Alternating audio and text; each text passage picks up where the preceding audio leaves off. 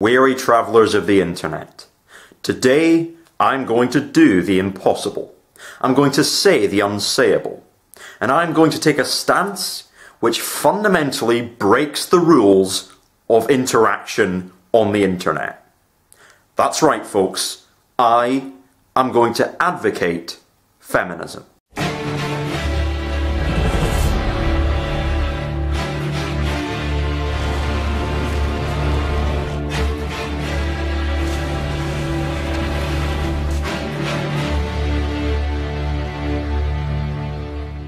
The only things missing from that intro, I feel, were fedoras. 50,000 spinning fedoras hurtling through the air as the feminazis, through their unreasonable demands of reproductive rights and sexual freedom, consequently destroy the basis for the existence of all life on Earth. But unfortunately, I lack the editing software necessary to convey this, so I apologise. So in this video I'd like to talk about feminism and why I think it's a necessary component of anarchism.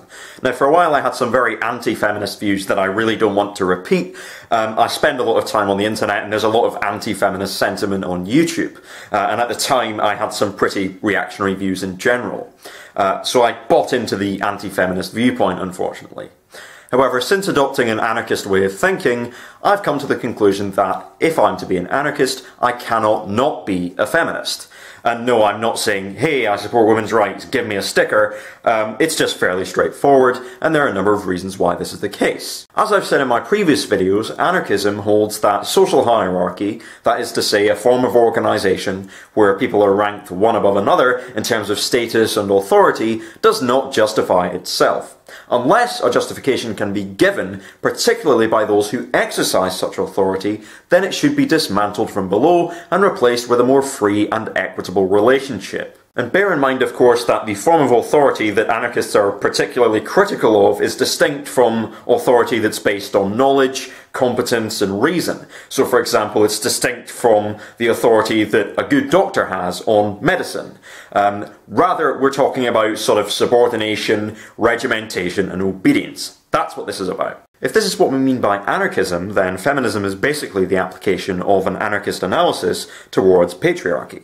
Feminism holds that a form of hierarchy exists called patriarchy, in which men are vested with power and status and authority, whereas women are expected to be subservient, passive and obedient. This form of hierarchy expresses itself in numerous ways, through the political system, through the economic system, through culture, through the media and in the home and so on. Feminism holds that this form of hierarchy is unjust and unnecessary, and therefore it should be dismantled to be replaced with gender equality. So feminism takes the same anarchist path of identifying a form of hierarchy, questioning whether or not it can be legitimised in any way, and dismantling it if it fails to meet its burden of proof. Given that hierarchies based on something as arbitrary as gender are clearly illegitimate, anarchists must advocate gender equality. However, let's just suppose, for the sake of argument, that feminism, equalism and masculinism all make the same normative claim that gender equality ought to exist. Why is it then that an anarchist should be a feminist rather than an equalist or a masculinist? Well, that's easy. To understand why this is the case, we can assess the truth value of the descriptive claims that each of these standpoints make about the existing world. Simply put, the feminist description of gender relations that exist in the world today is simply a more accurate representation of reality than the equalist and masculinist ones. I should add though that before I go into more detail, I'm not an objective observer. I'm a guy, and because of that I'm going to be more likely to deny that in our society men are in a position of illegitimate authority over women.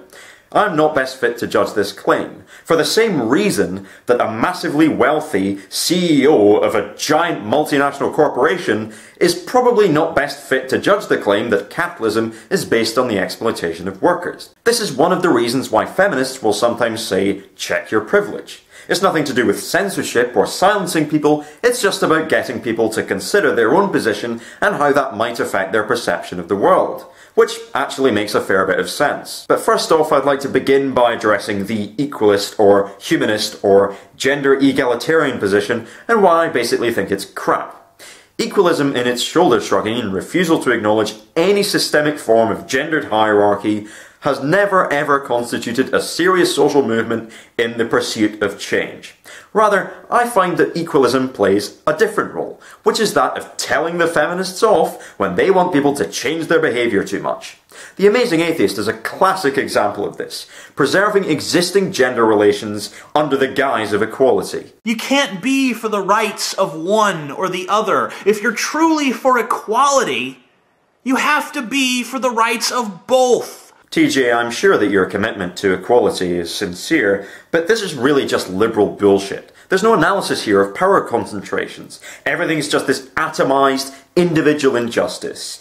And there's just this refusal to consider whether there might be a pattern here, or whether these injustices might all have something in common, or whether there's an overarching system that's responsible.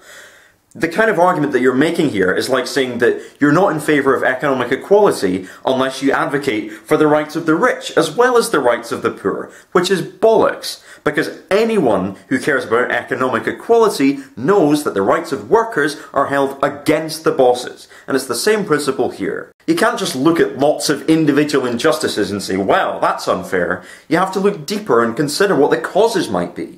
And yes, men are sometimes the victims of injustice based on their gender, and this is illegitimate. But more often than not, this is because they will fail to conform with the gender roles that are designed to keep other men in a position of power. It's not because they're being oppressed by women. It's certainly not because of feminists. And now the cavalry will be deployed to tell me that not all men are misogynists. Yes, I fucking know. Nobody is suggesting that all men are misogynists, but simply that there is a distribution of power which is tilted in favour of men and against women. This does not imply that all men are misogynists. Responding to this claim with not all men is like saying, oh well, not all white people in 1960s Alabama were racists. It implies nothing about the distribution of power. I should also add that anyone describing themselves as a so-called humanist when it comes to gender politics is flat out ignoring the historic usage of the term.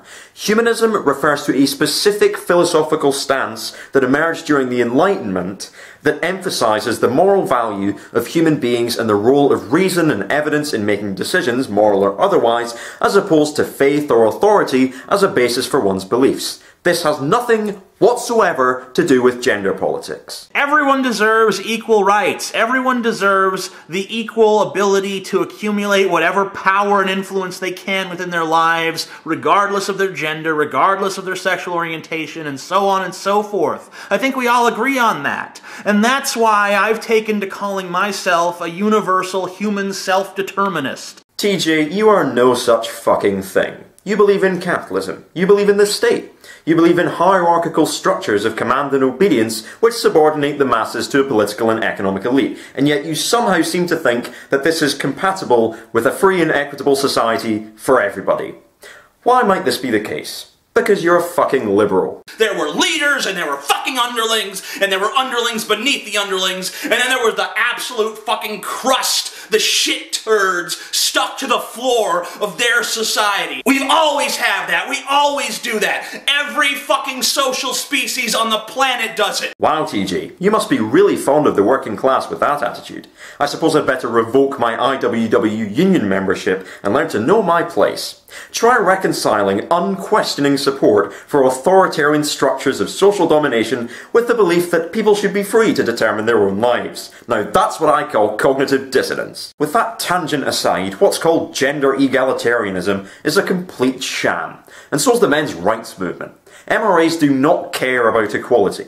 The idea that the power distribution in our society is somehow tilted in favour of women and against men is just flatly inconsistent with reality, even in the wonderful, enlightened Western world, before you jump down my throat about that. A study by Lane Kenworthy and Melissa Malami found that in 1998, in 146 countries around the world, not one of them had a majority of women in political office. And just to be clear, I don't think that trying to get women a seat at the table in the government or having more female capitalists is really the answer. I think these institutions are inherently oppressive in and of themselves, and they should be smashed. That's why I take the anarcho-feminist position that, so long as some women are rich and some women are poor, there can be no women's liberation. position, and the same goes for other systems of oppression. But seriously, if all of the centres of political power just so happen to be occupied by men, and that's not reflective of a patriarchal society, then I don't know what is. And of course, whenever you try to talk about patriarchy,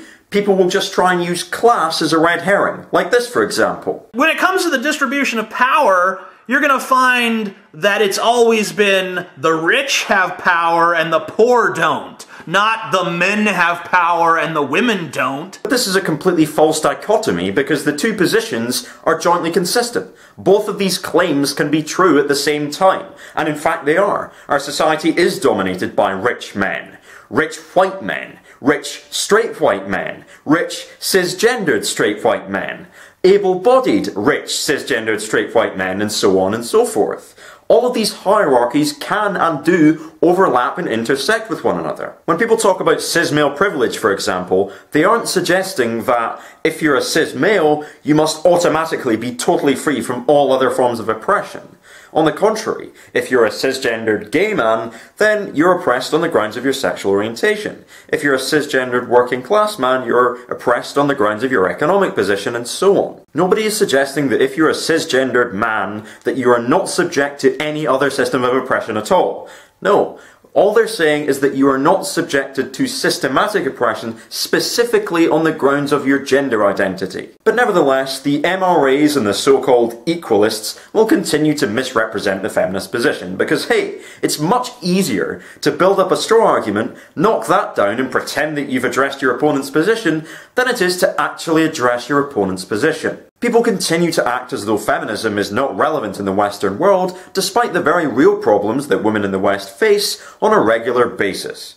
A study published in the European Journal of Social Psychology found that both men and women perceive women as a mishmash of sexual parts, whereas men are perceived as being full people.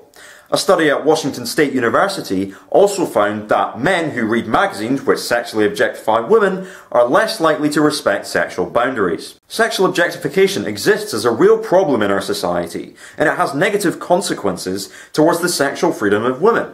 And if you have half the population that are being treated like they're objects rather than people, that's a serious issue that needs to be addressed. Not just if you're an anarchist, but just as a matter of general human decency. And with all of the evidence in mind, I think it's almost impossible to deny that women are oppressed in our society. If you're an anarchist, by which I mean that you constantly apply this process of identifying, challenging and dismantling illegitimate authority, and you're aware that this form of hierarchy exists, I don't see how you couldn't be a feminist. Either you A, aren't aware that this form of hierarchy exists, B, are aware that it exists, but you feel that it's justified, and good luck defending that position by the way, or C, you are aware that it exists, but you want to briefly suspend your critical attitude towards hierarchy and pretend that it doesn't for little to no logical reason whatsoever. And that just sounds like denialism. Patriarchy furthers other illegitimate systems of oppression as well.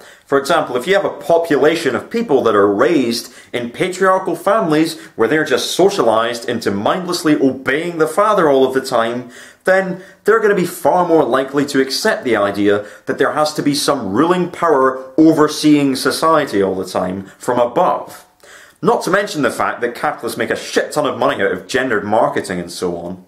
Not only is patriarchy illegitimate in and of itself, but it also furthers other illegitimate systems of oppression that are also opposed by anarchists.